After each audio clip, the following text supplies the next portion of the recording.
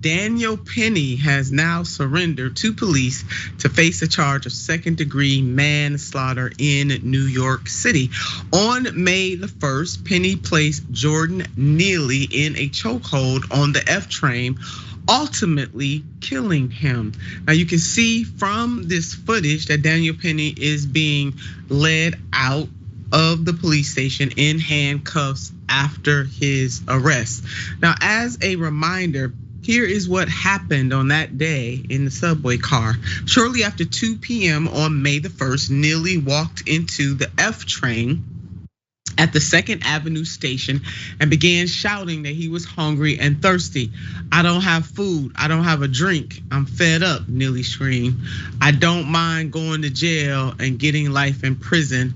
I'm ready to die." This reporting is coming from the Washington Post. That's when Penny pinned Neely to the ground and placed him in a chokehold. Video of the May 1st fatal chokehold sparked outrage from everyday people to activists to elected officials. It also sparked protests. As we also know, Neely was an impersonator of Michael Jackson, and he did that on a regular basis. Now, people were demanding that Daniel Penny, 24, be arrested and charged with the killing. We have comments via Twitter from Congresswoman Ocasio-Cortez, who tweeted the following: "Jordan Neely was murdered, but because Jordan was houseless and crying for food in a time when the city is raising rents and stripping services to militarize itself, while many in power demonize the poor, the murderer gets protected with passive headlines plus no charges. It is disgusting." But some have pointed out that Penny shouldn't be punished because of Neely's past. And per ABC Local News 15, this headline: "Neely assault victim on chokehold controversy, the Marine shouldn't be punished." And here's more on that particular victim, Philemon Castillo Batsar, 68 years old, who was assaulted by Neely on the subway in 2019, told the New York Daily News that he wasn't sure if what the Marine did was right, but insisted he should not be arrested. Now, it is important to note that Neely suffered from mental illness. He was unhoused, he was tired, he was hungry. He said as much as he entered that F train. Neely struggled to get help in the city, and this city actually set him up for failure. He was failed from the start, like the Guardian article points out right here with this headline. It's a failure of the system. Before Jordan Neely was killed, he was discarded. The young New Yorker who lived with severe mental illness was known to hospitals, police, and social services. Why did they fail him? And what we do know for sure, no matter on what side of this you come in on, he did not deserve to die that day. There were no reports, Mayor, of him being violent in that moment. Certainly he has a past. The media made sure we knew his past before we knew anything about Penny. And constantly referring to him as a Marine is a way to psychologically get into the heads of people so that they cast a judgment, in my opinion, that Neely, an unhoused, hungry, thirsty, poor, young black man, is not as deserving as this white man Marine. I mean, that's exactly what they're doing. And man, look, I'm not, Neely, those charges and the things that the reports are saying he did, he went to jail for those things. He served time for those things. No, it was not right for him, Neely, to put his hands on anybody. Ain't nobody justifying that. At the same time, it was not right for him to be choked out and killed on May the 1st. Listen, this to me, you said something that was extremely powerful. It was in the article as well from the Guardian. The system failed may be the only incorrect statement. The system still is failing this man, even in the afterlife.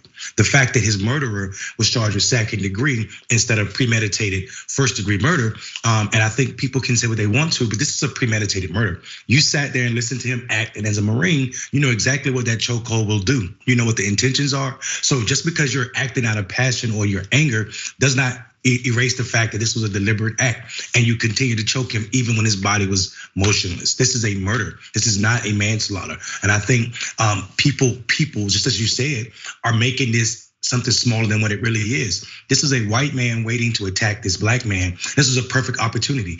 Any person that sits and wait and act in a vigilante method in this way is a murderer, and you can't get past that, especially with his history. So as they talk about Jordan's history, they need to be talking about this man being a Marine and what is taught when we are going through training, because I went through that training. I am a Marine. When you go through the training, they tell you what lethal force is. You're trained to kill. And I think that should be playing against him, not for him. So every time I hear Marine, I'm hearing murder. Every time I hear Marine, I'm hearing murder. But I know what they're doing. Just as you said, they're making white people more patriotic, or make them feel like this was a patriotic act because he saved everybody on the train. He didn't save anybody on that train. A person's past cannot be brought into a current situation every time. If it is, then why do we have a justice system? And if we're gonna keep trying people over and over again, then that sounds like double jeopardy to me. And you're not a judge, you're not a jury, so you definitely can't choke someone or sentence them to death on a train car without a trial. So I absolutely am disgusted by what happened in this case.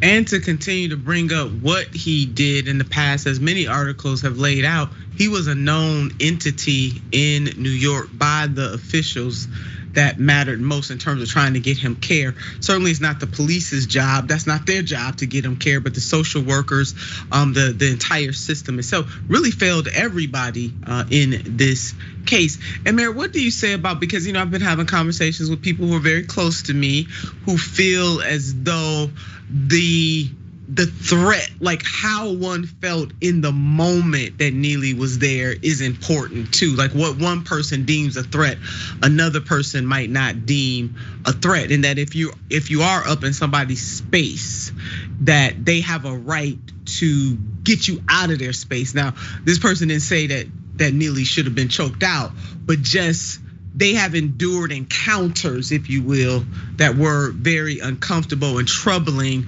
and since that violence may happen, and that's why they're taking the position that they're taking. Any thoughts on people who may feel that way? Listen, then in that case, I should have the right to punch every police officer every time I get near them, because I'm at threat. I mean, it may happen. I may be killed. I may be assaulted. I mean, this is the track record of police officers and black men in this country. So I think what we have to do is we have to understand that self-defense does apply to you and others in a situation. Self-defense does not give you the right to murder people. You can match energy, absolutely. He could have protected other people by holding this person, but you chose to choke this man out motionless. People told you while you were choking this man that he's no longer moving. It was on the video. Right? And you continue to choke him. So you're not matching energy with energy. So I hear people saying the right and the need for civilians to make sure that we are civil. Absolutely, I stand for that. But the idea that you kill someone and you know you're killing them, I'm not okay with that. A Marine is a professional murderer, whether we believe it or not, whether we want to say it that way or not. That is the job of a Marine. One shot, one kill. That's what they tell us. Yeah. You are a deadly weapon. Every time a Marine raises their hand in the Marine Corps above their waist and attacks someone, it is assault. Even if you're just poking at that person. So you know that person was well aware, that Marine was well aware that he was murdering someone. Well, Mayor, thank you for sharing that, that insight. I mean, you are a Marine and you understand. And I think a lot of people understand that. The way that the media, though, is framing this and have framed it from the beginning, it's almost as if you're not almost as if we do treat the poor in this country as if as though their life is not worth as much. They are not as worthy. And you don't have to have been an unhoused person like Neely was. Just the very nature of poverty is criminalized in the United States of America. And so while this directly affected Neely and also Penny, Neely's family, Penny's family, there's a global conundrum that we face right now in the United States of America and have for some time. And we keep being reminded of it over and over again, which is quite sad.